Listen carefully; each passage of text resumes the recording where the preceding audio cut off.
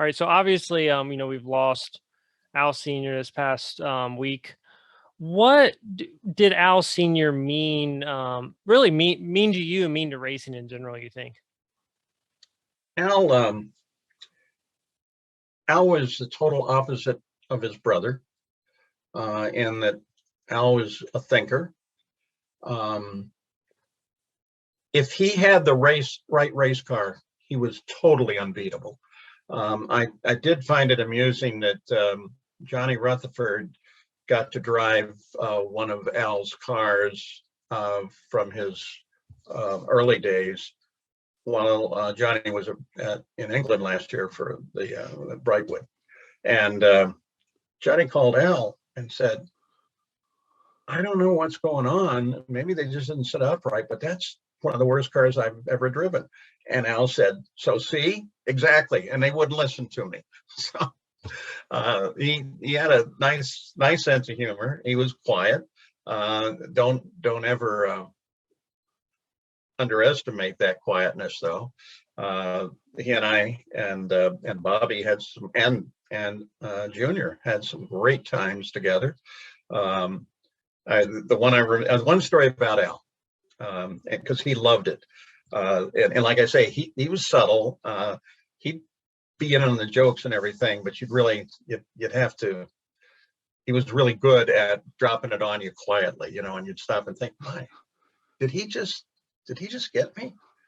But we were in Valcourt, Canada, actually in the town of Sherbrooke, and we were up there to do some snowmobiling and visit the Skidoo factory.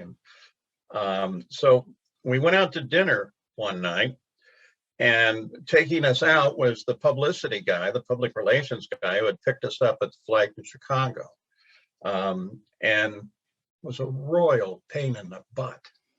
Well, you can't say that to him outright. He is, after all, helping out on this trip, and you're trying to promote what he's trying to promote. At least the Unsers were. And so we went to dinner, and the PR guy got roaringly drunk. Nice little steakhouse and everything. And so there's Al and the PR guy and Junior and Bobby and me. And at the end of the evening, and remembering we're really tired of this guy,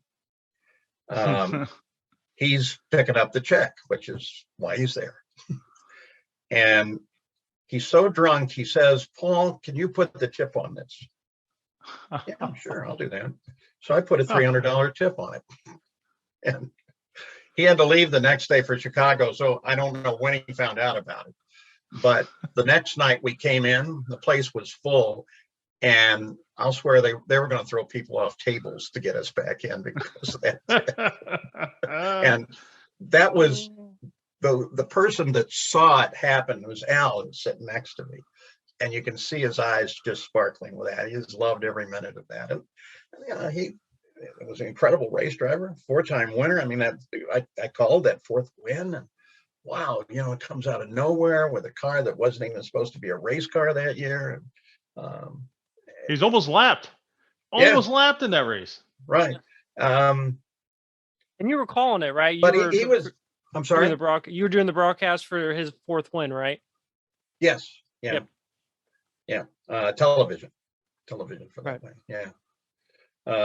So we're gonna miss all those guys. Think of what a terrible year this has been. We lost Bobby. We lost Bob Jenkins. We lost Robin. Now we lose Al. If you want to maybe find a bright spot out of all of that some of us have said quietly, but should be said, it's like AJ is still there. AJ Foyt is still kicking butt. I think he's going to outlive everyone. Yeah, he's going to. Yep. He's becoming the Keith Richards of motorsports. He's just going to. That's an interesting analogy. He's just living the way he wants to live, and yep, always did.